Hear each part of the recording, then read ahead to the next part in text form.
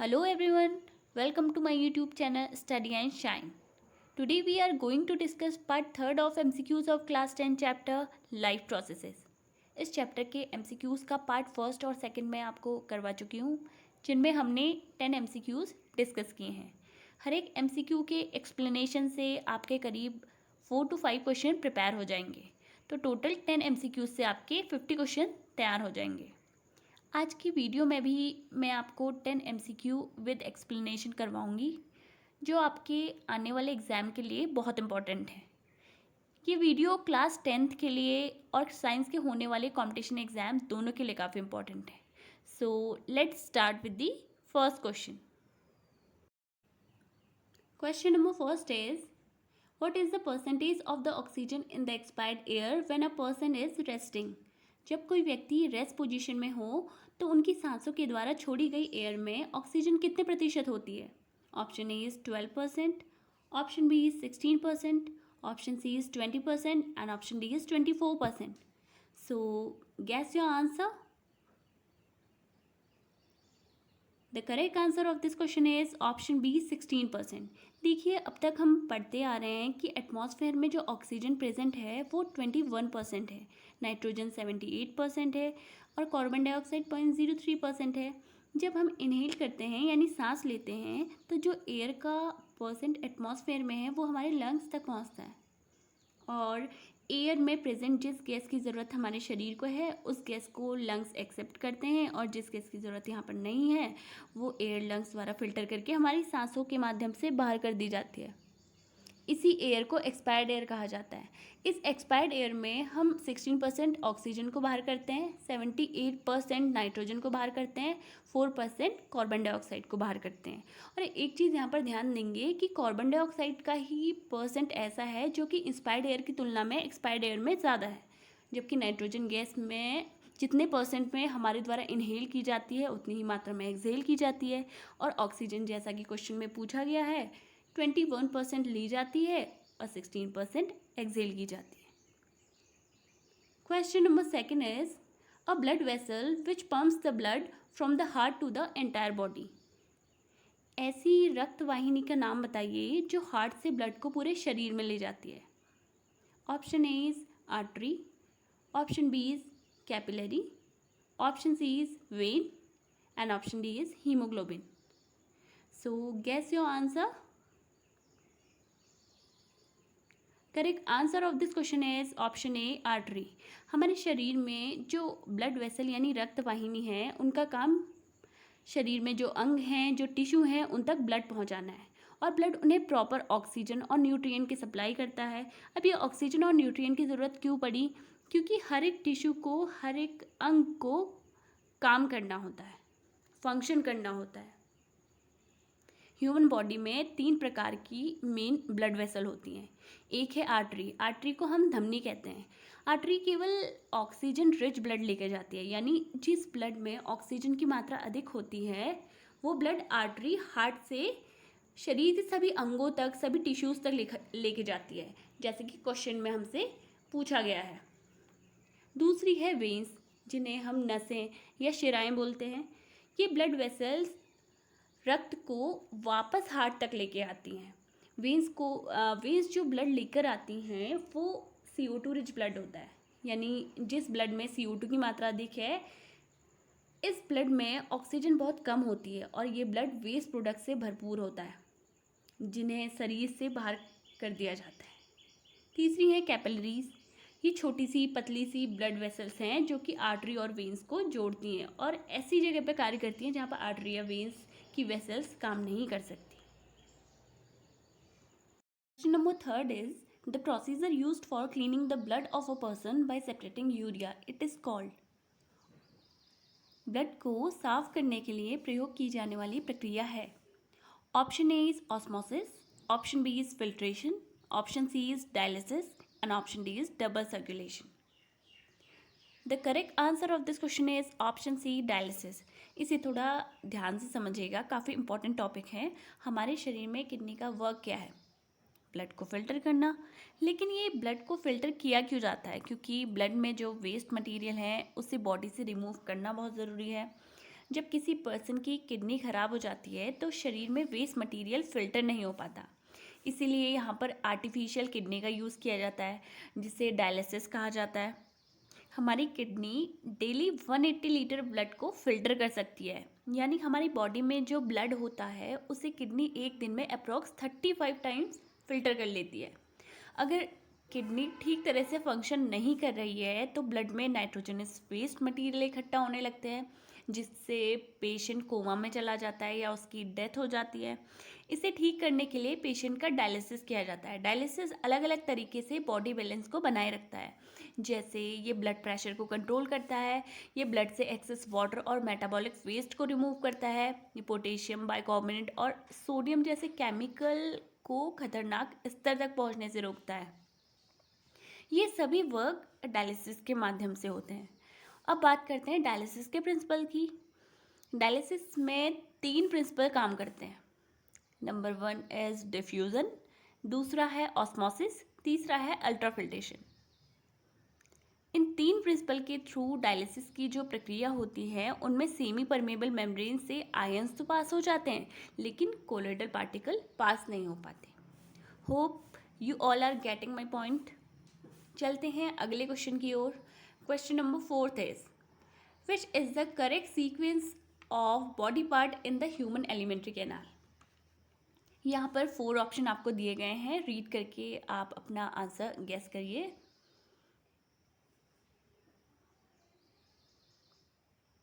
The correct answer of this question is option B.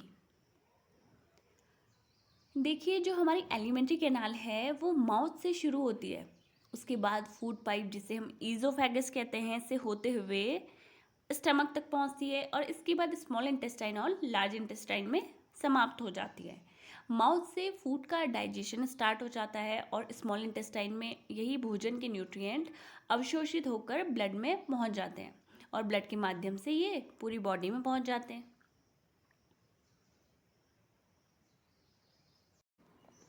Question number 5 is which of the following is the important characteristic of emphysema.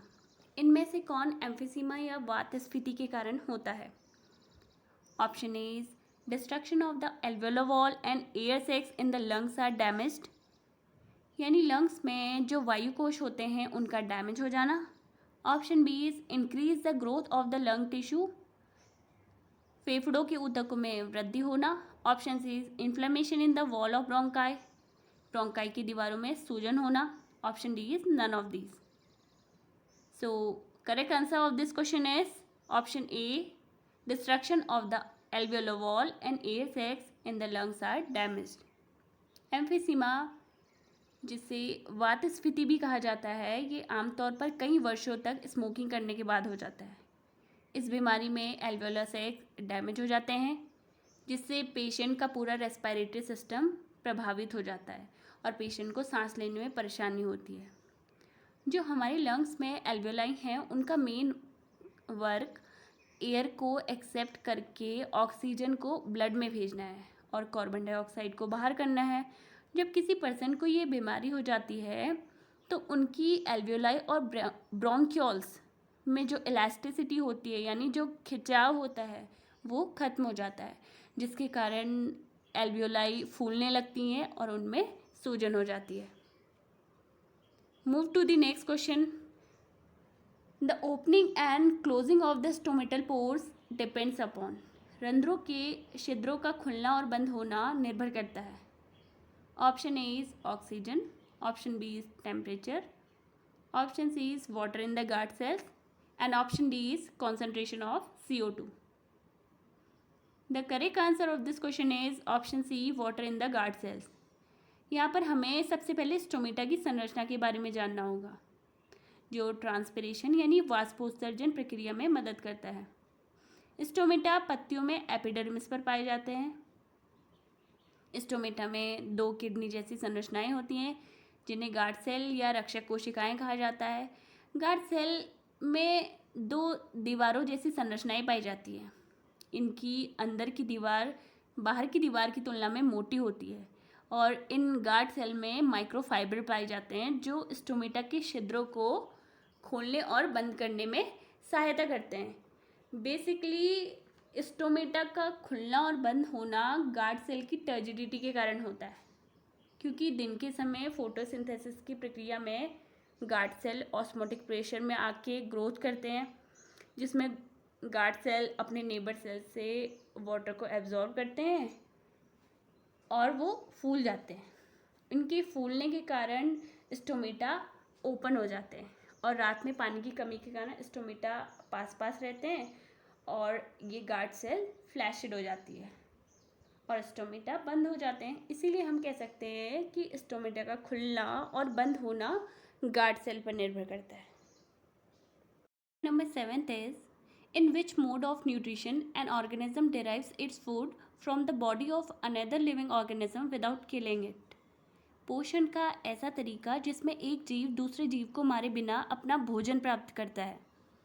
Option A is saprophytic, option B is parasitic, option C is holozoic and option D is autotrophic.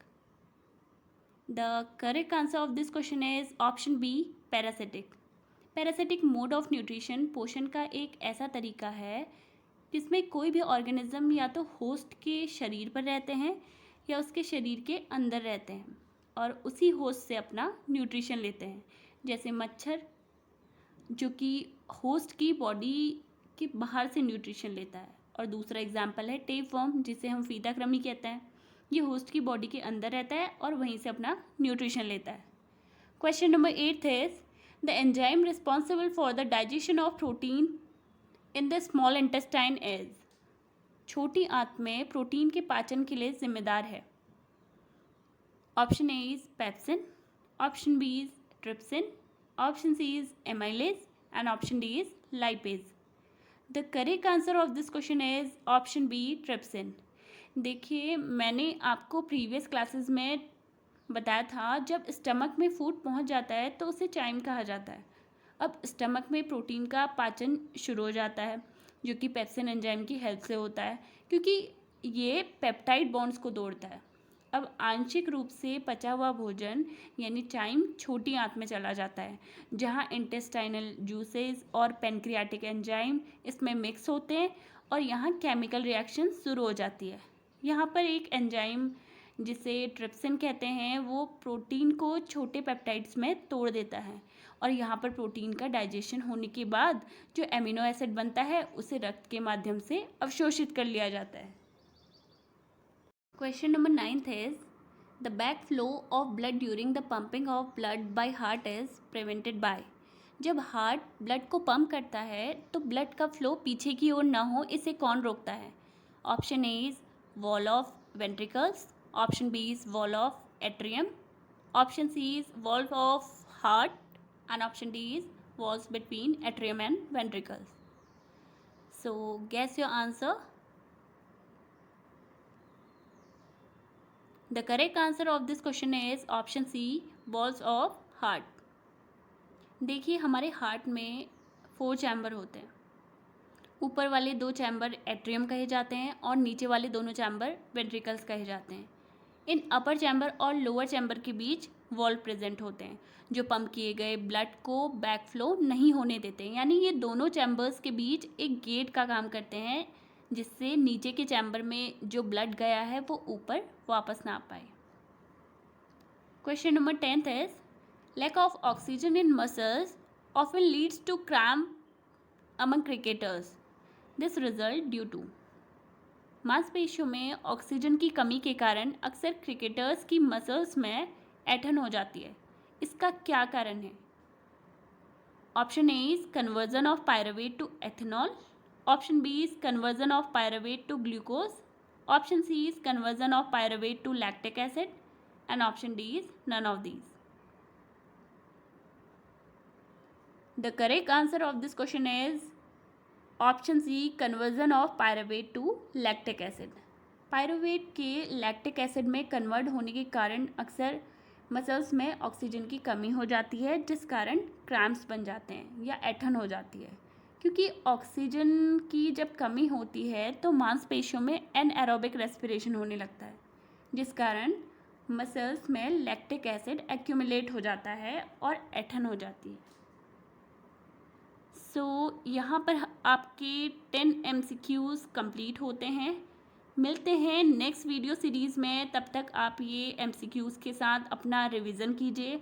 अगर आपको ये video किसी भी तरह से helpful लगता है so please like share and subscribe my channel. Thank you.